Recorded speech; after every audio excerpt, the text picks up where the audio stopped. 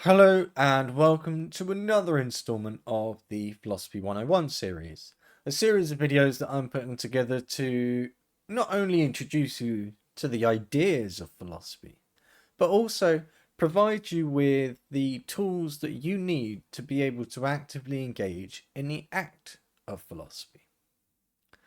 So our current module of this overall series, we are thinking about the philosophy of religion. And in the last video, we explored religious experience as evidence for God. So today we're going to turn our attention to miracles, which are often considered divine, rather direct interventions by the divine. So we're going to discuss the definition of miracles. We are going to then move on and examine some famous examples of miracles, and then we're going to attempt to sort of evaluate their role in religious belief. And the question at the heart of this discussion is, are miracles compelling evidence for the existence of God, or can they be explained by natural causes? So the agenda is pretty simple for this video. We are going to start by, as I already said, we're going to start by looking at what is a miracle. Then we're going to think about some famous examples of miracles. Then we're going to consider some of the arguments for miracles as evidence of God. And then finally, we are going to think about some of the critiques of miracles. So, what is a miracle? Well, I'm glad you asked. A miracle is typically defined as an event that defies natural laws and is also attributed to divine intervention. Miracles are seen as signs of God's presence or power, offering a glimpse of the divine to human beings.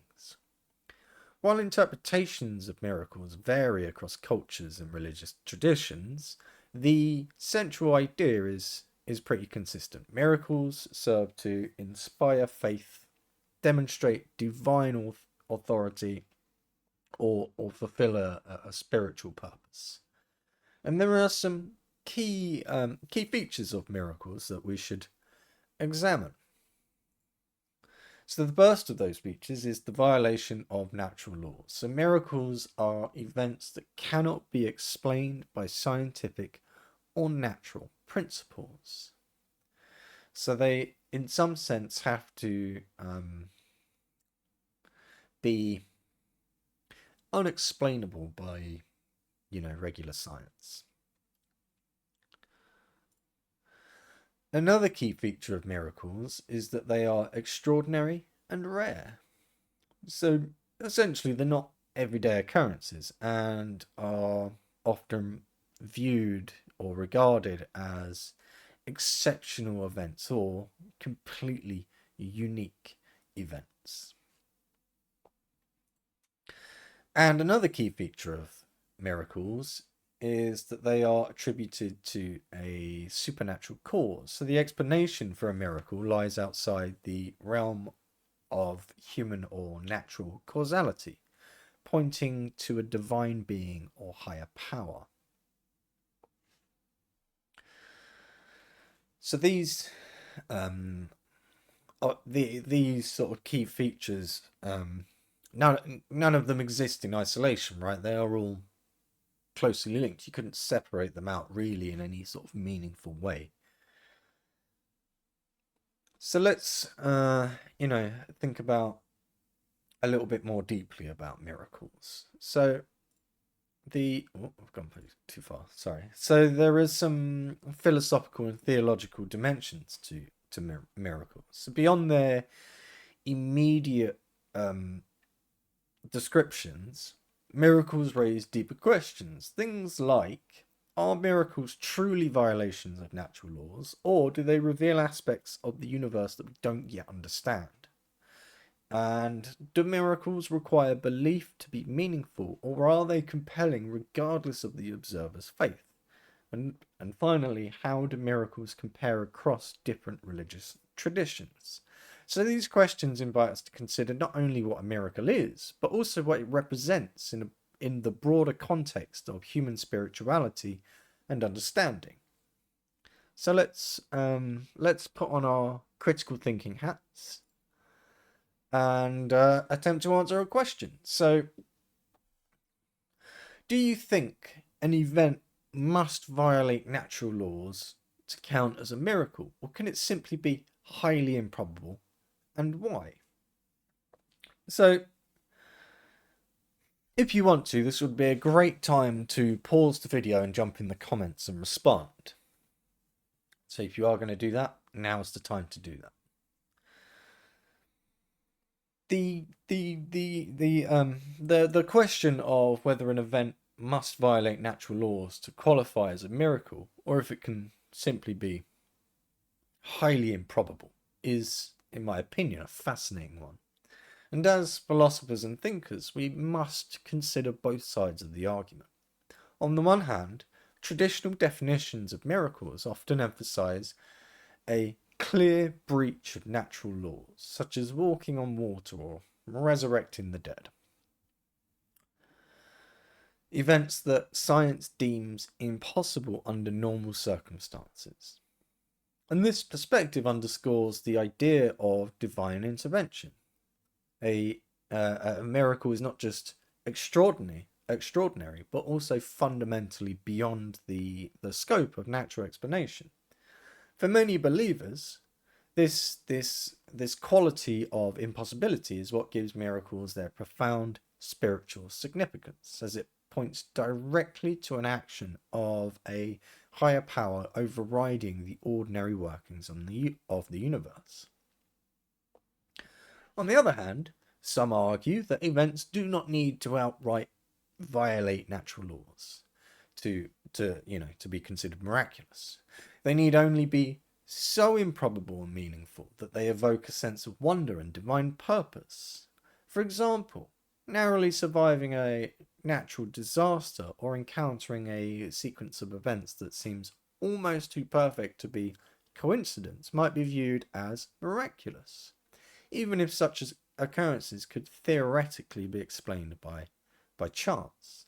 So this broader view allows for a more sort of inclusive understanding of miracles, one that resonates with personal experiences of awe and gratitude without requiring a suspension of natural laws. Ultimately, the distinction often depends on the individual's philosophical or theological perspective. Is the miraculous defined by the mechanics of how it occurs, or by the significance and meaning it holds for those who witness it? So let's jump to an activity. So this I definitely want you to respond to in the comments. And what I want you to do is to think of one example that you've heard of a miracle. How was that example of a miracle, how was it interpreted by both believers and by skeptics? So that's, well, I thought anyway, a great question, right? That because it forces us to, like we did in that discussion a moment ago, it forces us to look at both sides. So how would a believer interpret that so-called miracle? And how would a skeptic interpret that so-called miracle?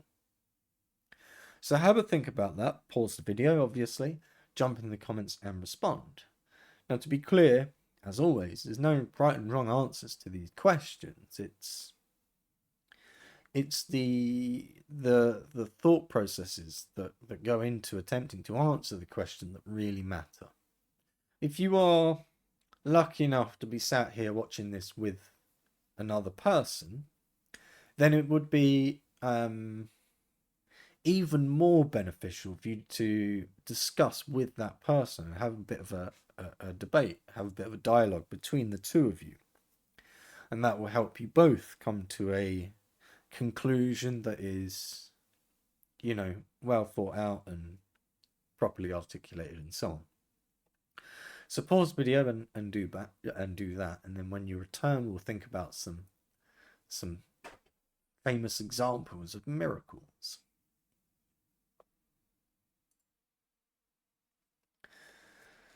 So miracles are often associated with healing and visions or dramatic natural events imbued with religious significance. While some miracles are considered physical, such as the restoration of sight to the blind, others may be more sort of symbolic, serving as metaphors for spiritual truths. Many religious traditions are built around miracles. In Christianity, Jesus' resurrection is central to faith. In Islam, the Quran is considered a miraculous revelation. A couple of examples of biblical miracles that come to mind when thinking about it are Jesus walking on water, which is in Matthew something. I'm not actually sure which chapter and verse, but it's definitely in Matthew. So we see in this particular example of Jesus walking on water that Jesus was clearly defying natural and physical laws. And another example that comes to mind was Moses parting the Red Sea in what's it called? Exodus. And this event describes a powerful intervention that enabled the Israelites to escape. So those are some examples of sort of biblical, so to speak, miracles. I won't give any examples from the Quran because, well, off the top of my head, I can't think of any. I'm not an expert on the Quran. However, the Bible I have more sort of interaction with. So hence why I've picked some Christian miracles, but there are miracles present in sort of all holy texts and so on. So you could pick one off a shelf and find examples. It doesn't really matter which religion the book comes from and so on and so forth, right? But these are sort of examples of miracles that are tied to particular religions, and they are also tied to particular cultures and so on and so forth. But then we also have modern miracles or contemporary miracles, like as I've written on the slide. So modern miracles or modern examples of miracles include reports of miraculous healings like at places like Lourdes or unexplained survival stories. As an example, in 2010, 33 miners, I think it was 33 miners survived 60, 70 days. What was it? 69 days, 69 days underground in Chile, which some interpreted at the time and still now as miraculous.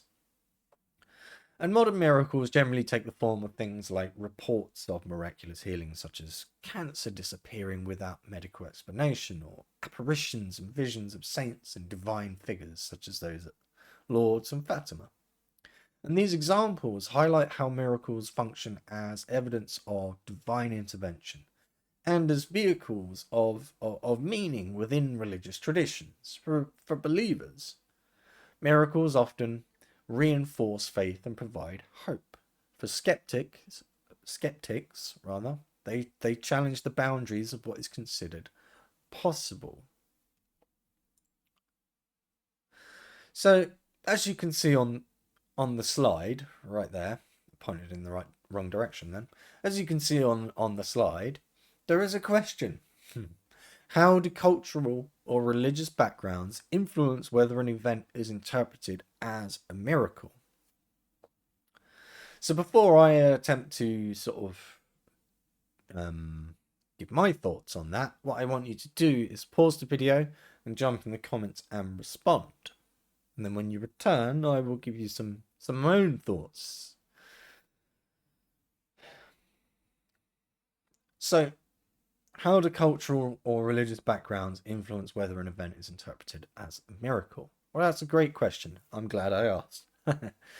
So, cultural and religious backgrounds play a significant role in shaping how people interpret events as miracles. In many religious traditions, the framework for recognizing and defining miracles is deeply rooted in sacred texts, doctrines, and shared beliefs.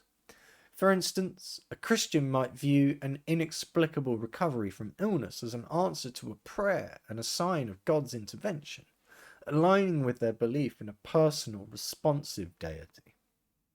In contrast, a Buddhist might interpret the same event as the result of karmic merit or the natural unfolding of cause and effect rather than a supernatural violation of natural laws.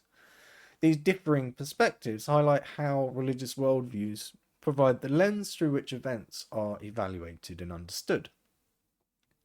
Cultural factors also influence how people perceive miracles. In societies with strong collective belief systems or traditions emphasizing the supernatural, miraculous events might be more readily accepted and celebrated as divine acts. Conversely, in secular or scientifically oriented cultures, there may be a tendency to seek natural or, rational explanations, relegating miracles to the realm of subjective experience or coincidence. Also, some cultures may emphasize communal experience of the miraculous, such as shared visions or group healings, while others focus on individual personal encounters.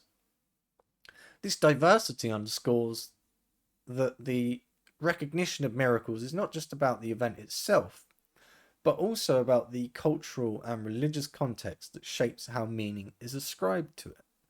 Ultimately, what one culture or religion might celebrate as a miracle might another might interpret as luck, coincidence, or a phenomenon awaiting scientific explanation. Science often intersects with the concept of miracles by attempting to investigate and explain events traditionally considered supernatural. From this perspective, what some may interpret as miraculous may be attributed to rare or poorly understood natural phenomena. For instance, historians and meteorologists have proposed natural explanations for the biblical account of the parting of the Red Sea. So there are many theories. So one of the many theories suggests a phenomenon called wind set-down, where strong, sustained winds can temporarily push water aside, exposing the seabed. Now, this explanation aligns with natural laws while still acknowledging the rarity and dramatic timing of such an event, which might be interpreted by believers as divine providence rather than sort of a pure coincidence. And whether or not they are correct with this particular theory is largely irrelevant to the point that we're trying to establish here. So this approach highlights an important tension. Science seeks to demystify events by basically uncovering their natural causes. Miracles, in contrast, are often sort of defined by the defiance of natural explanation. For some, this demystification does not diminish the significance of the event. Instead, they view the alignment of natural forces as a critical moment, as evidence of divine orchestration. So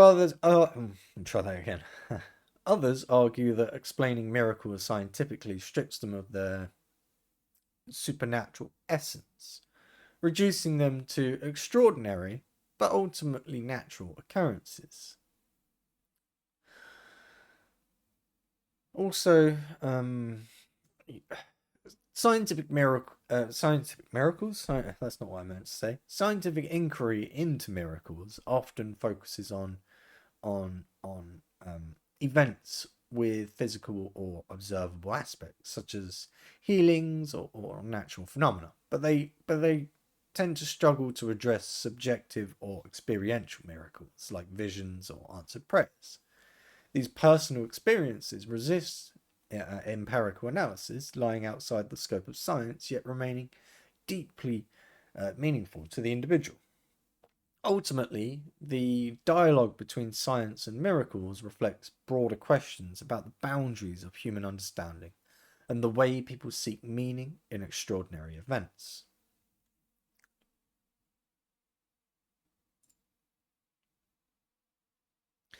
So now we can, now that we have sort of attempted to um, define exactly what a miracle is, and we've also looked at some you know essentially some examples of miracles, we can start to think about the arguments for miracles as evidence for God. The first thing that we're going to think about is miracles as divine signs. So believers often argue that miracles are signs of God's existence and intervention in the world. They're not random events, but purposeful acts that demonstrate God's power, love, and intentions for humanity.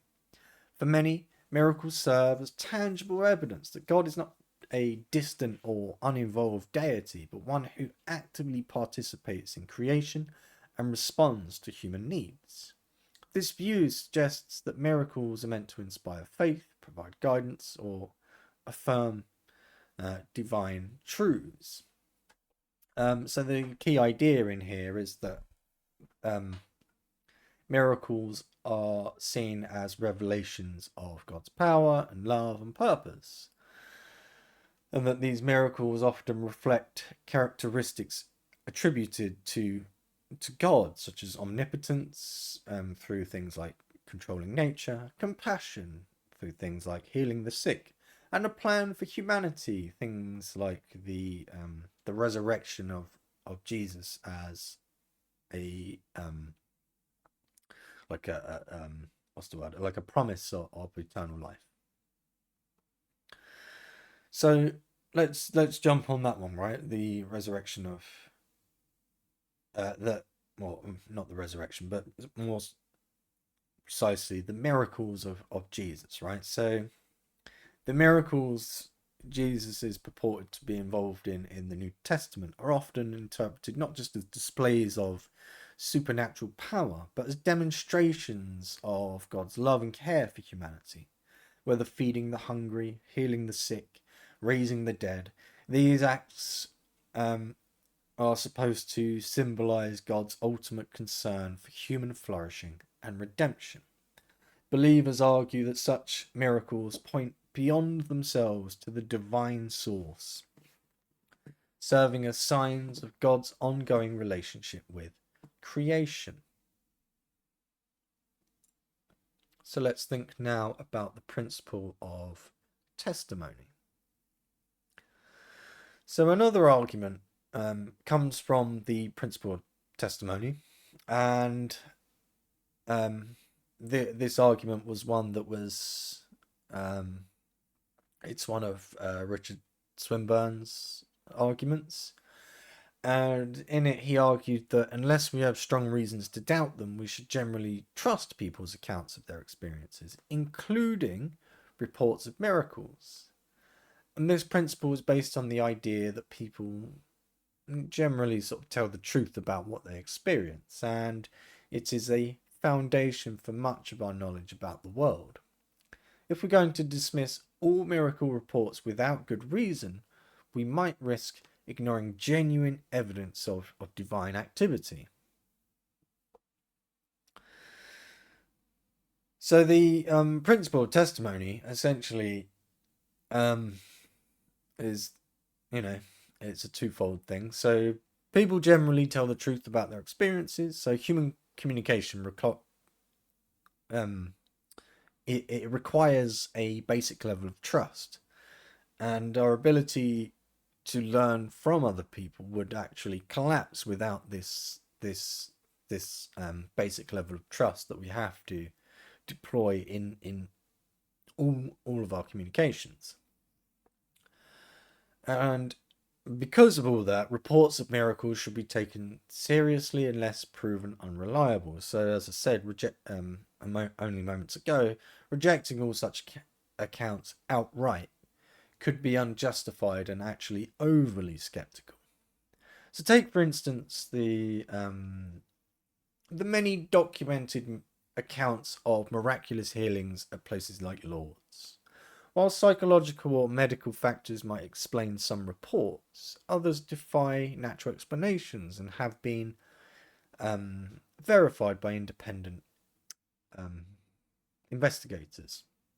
Swinburne's principle encourages us to approach these accounts with an open mind, considering the credibility of the witnesses and the context of their claims. For believers, these testimonials reinforce faith and provide compelling evidence that miracles are real acts of divine intervention.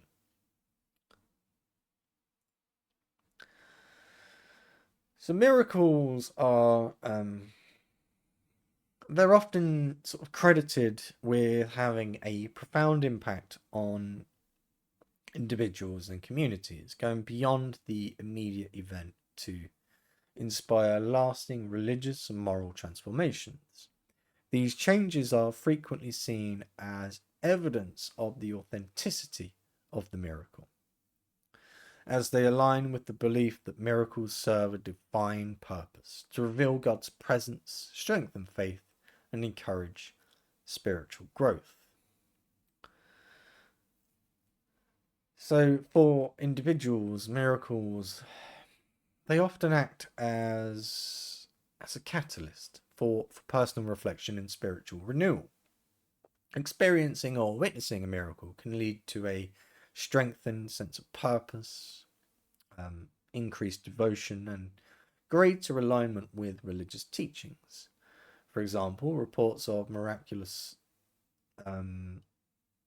healings often bring people closer to their faith, inspiring gratitude and a deeper trust in divine power. Even for those who do not directly experience miracles, hearing about them can evoke hope and reinforce belief in the possibility of divine intervention in their own lives. Believers argue that the lasting impact of miracles, both on individual lives and entire societies, is evidence of their authenticity. If miracles were mere coincidences or misunderstandings, they argue, they would not produce such profound and enduring changes. The transformative power of miracles aligns with the idea that they are purposeful acts of divine intervention, meant not only to demonstrate God's power, but also guide humanity towards greater faith, morality, and unity. Ultimately, the transformative impact of miracles challenges us to consider their deeper purpose. Are these events simply extraordinary occurrences, or do they hold a divine message that shapes the lives and communities that they touch?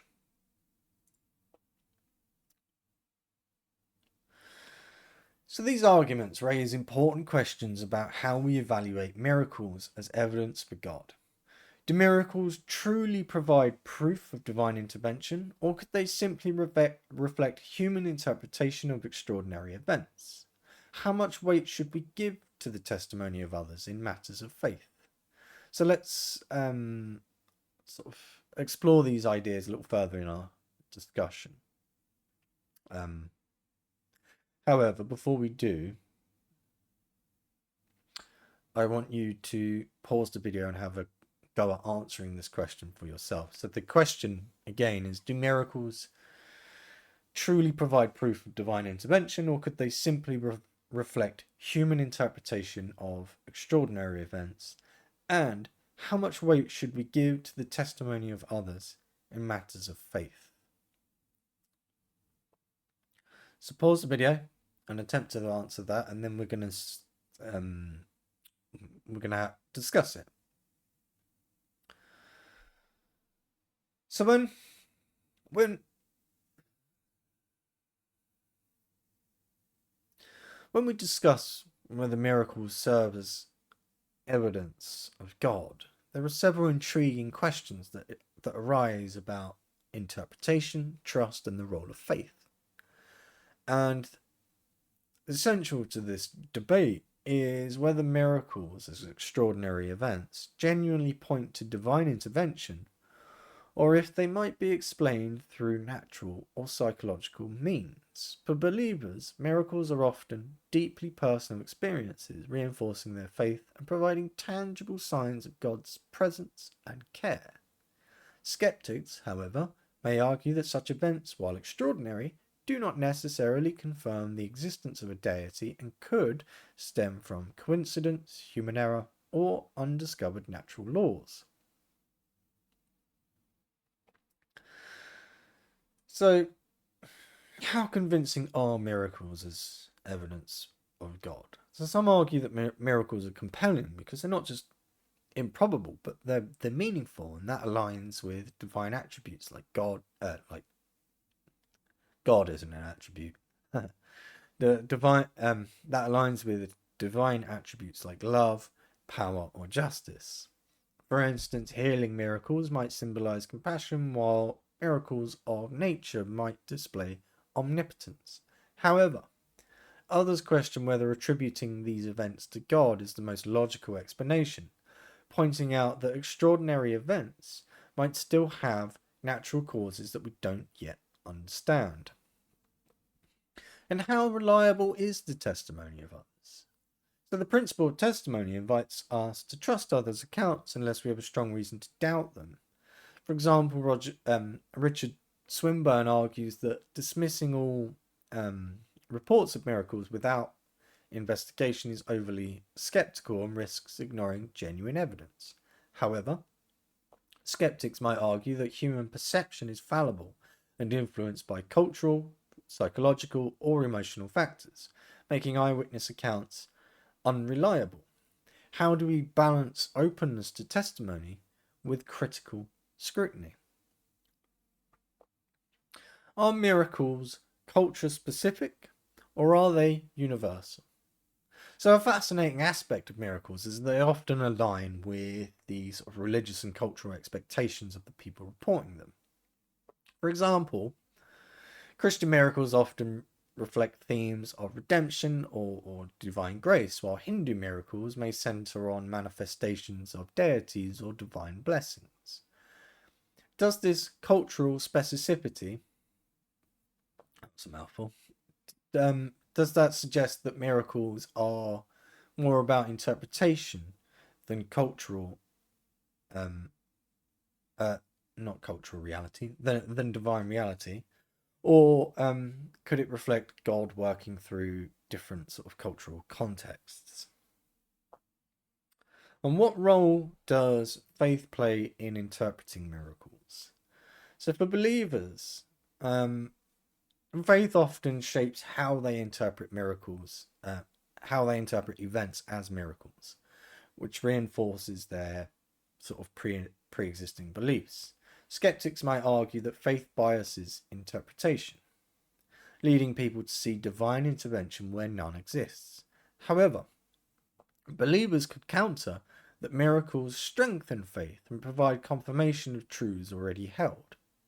Is faith a necessary component for recognizing miracles, or should miracles stand as evidence for those, even for those without sort of prior belief?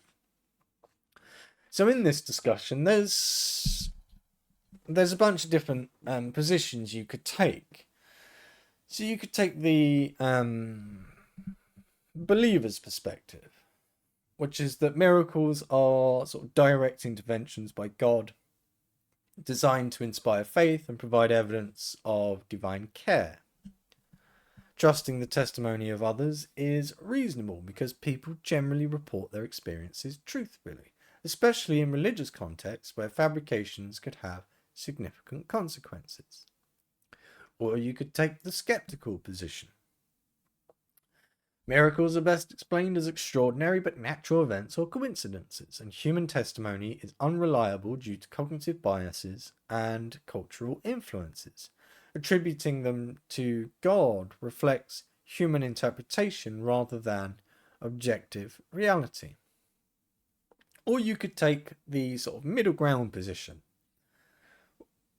which would be something like, while some miracles may have natural explanations, the timing, meaning, and impact of these events might point to divine orchestration rather than random chance. Openness to both scientific and spiritual interpretation allows for a nuanced understanding of miracles.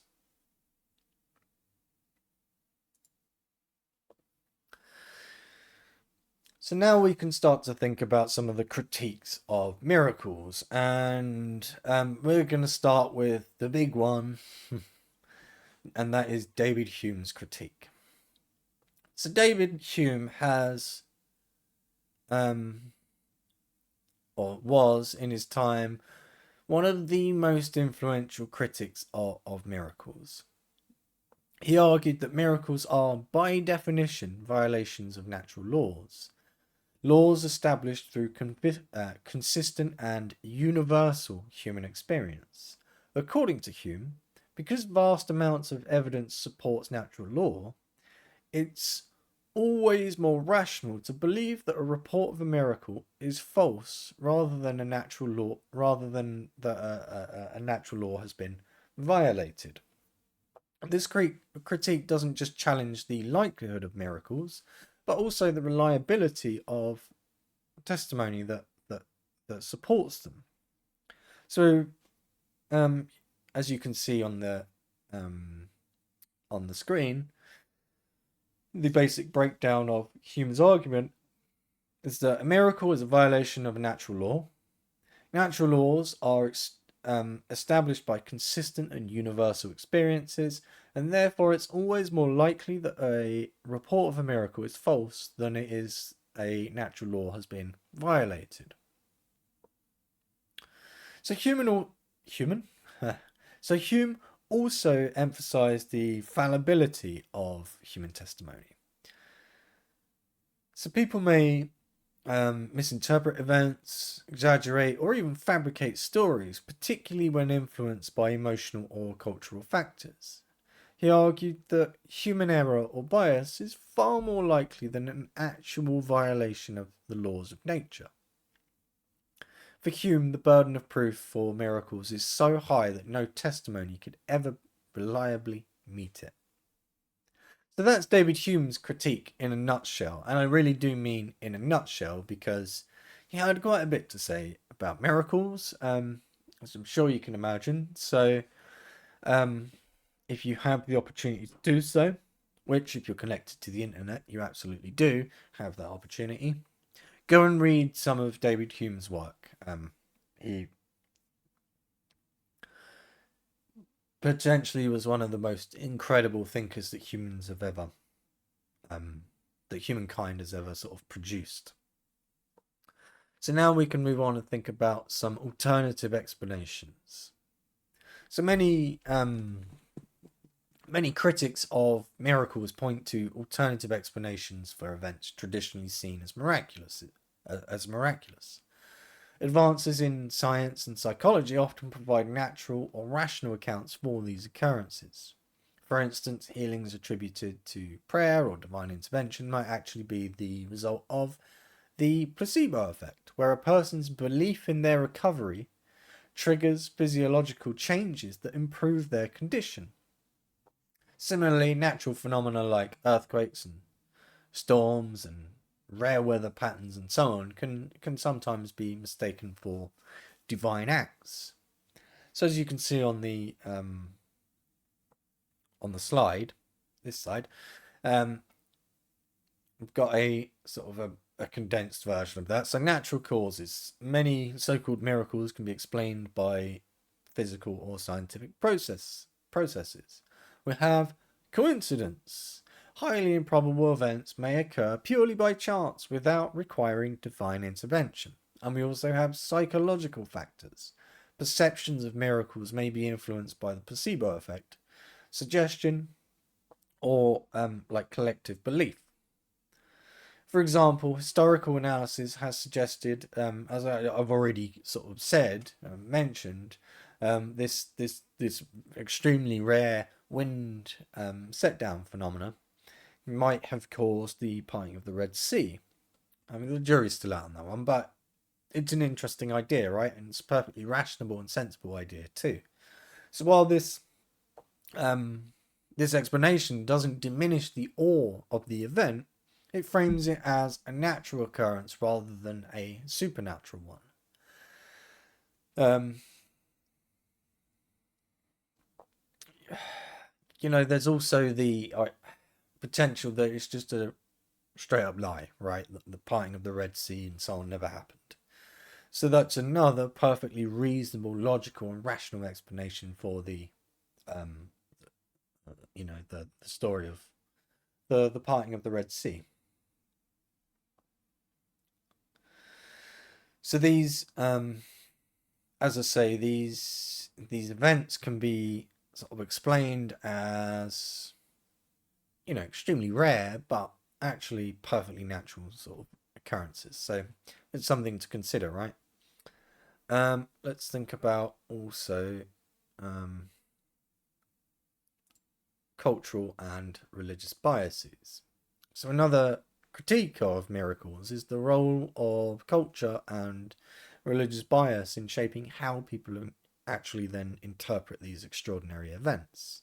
A phenomenon considered miraculous in one culture or religion might be seen as ordinary or coincidental in another. Critics argue that this subjectivity undermines the universality of miracles as evidence for a specific deity or sort of divine action. So the sort of key points of cultural and religious bias is the interpretation varies. So what one person sees as miraculous may seem mundane to another, and also the influence of beliefs. People often interpret events through the lens of their own sort of cultural and religious worldview. So let's think, for instance, about a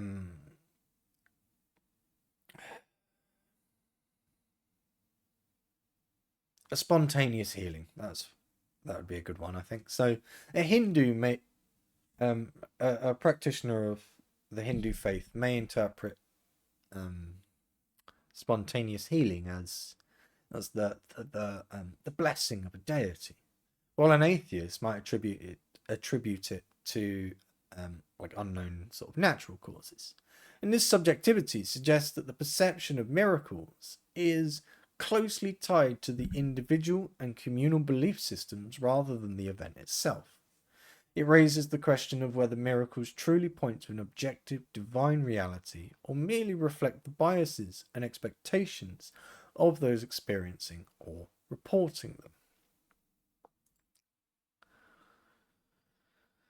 So, as you can see, no, wrong side again. As you can see next to me, there is a discussion that needs to be had. You can answer it in the comments. That would be fantastic. But if you are lucky enough to be watching this with another person, then discussing it with them before you put your answer in the comments would be even better. So let's consider the following. Can you think of an example where a supposed miracle was later explained scientifically? For instance, some accounts of miraculous recoveries have been later attributed to rare but natural biological processes. Does this weaken the case for miracles as evidence for God, or could it be argued that the timing and impact of such events still reflect divine purpose? So this discussion,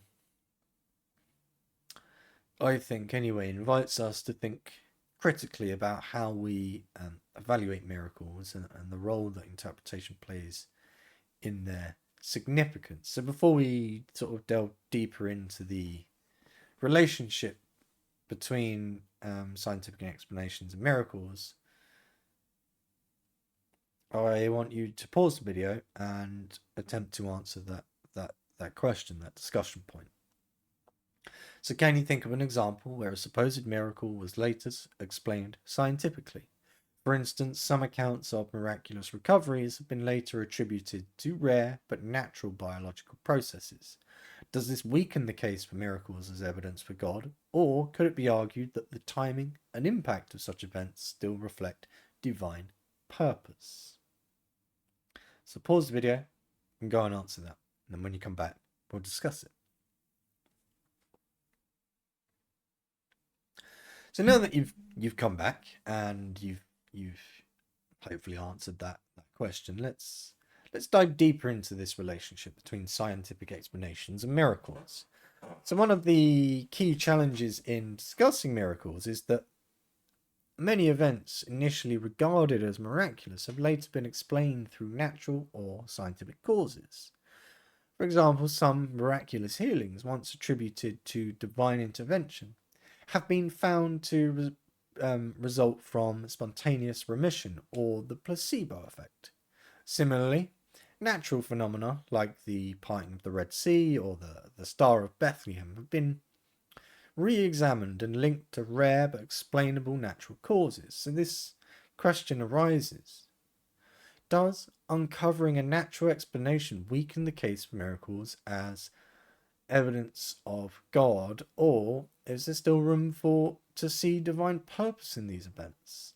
There are some key points to consider in this discussion, right? So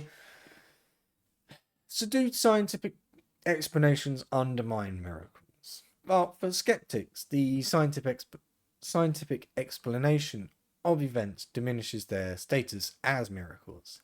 If a supposed miracle can be attributed to natural laws, they argue, it no longer qualifies as a violation of those laws or evidence of divine intervention.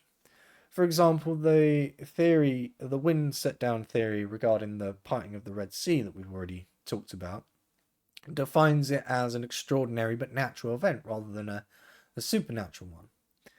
Similarly, healings that have once been seen as miraculous have now been attributed to the body's sort of natural capacity to heal, or even like advanced medical treatments. Another key point to explore when you're having this discussion is, can science and faith coexist? And this is a big one, right? So believers they'll often counter that scientific explanations don't actually negate the significance of miracles. Instead, they see science as revealing the mechanism through which God acts in the world. For instance, the timingness and meaningfulness of an event, even if explainable, might still point to divine orchestration. So that wind set down idea, if correct, allowed Moses and the Israelites to cross the Red Sea just as they were fleeing. So believers might argue that the synchronicity and impact of the event reflect divine intervention rather than random chance. And this perspective suggests that miracles need not violate natural laws to carry spiritual significance. We also have to consider the role of interpretation and meaning. So a significant part of the discussion revolves around interpretation. Miracles are often as much about their impact and meaning as they are their cause. Even if a natural explanation exists, the transformative effects, such as renewed faith, moral commitment, or sort of like communal unity, might still lead people to regard the event as miraculous. And this raises an important question. Is the miraculous nature of an event determined by its physical impossibility or by its ability to inspire awe, faith, and meaning? And another sort of key point to this discussion are the sort of cultural and historical examples that we might reflect on. So you might reflect on, specific examples where events initially regarded as miracles were later explained. So an example of that is the dancing sun of Fatima in Portugal, seen by thousands. And this has been attributed by skeptics to mass optical illusion or atmospheric conditions. Yet it remains a powerful religious symbol for many Catholics.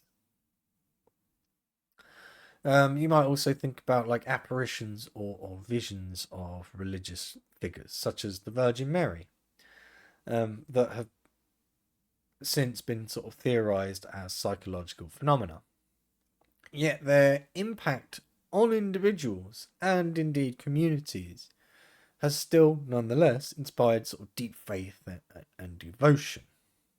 So those are some things to think about when with this discussion, right? And these are all big, right? This, as I say,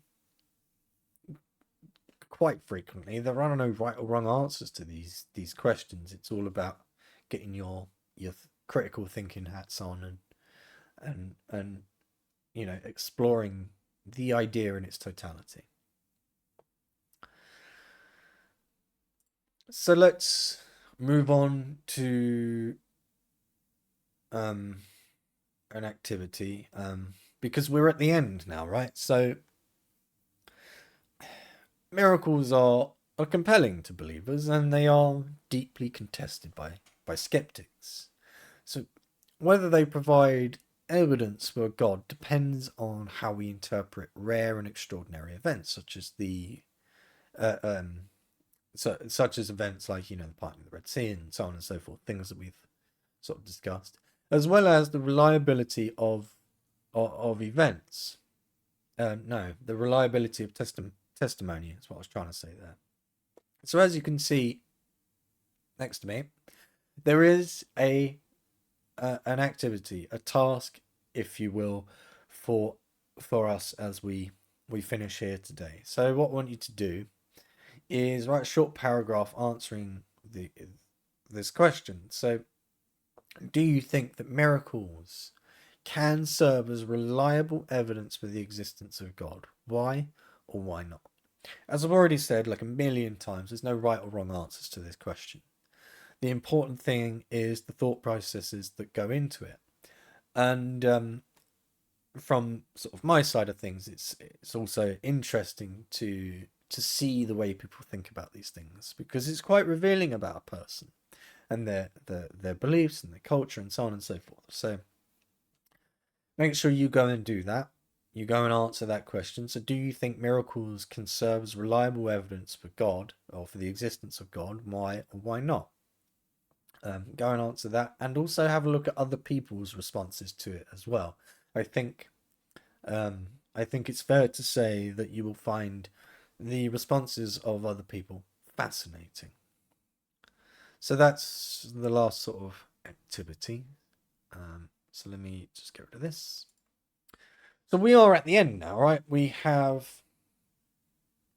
thought about miracles and attempted to think about it from both the perspective of believers and also the perspective of skeptics, and I've tried to cram in some sort of middle ground between the two as well, in the name of sort of fairness and objectivity and all of those wonderful things. In the next video, we're going to move on and we're going to think about the nuanced and complex relationship between religion and science.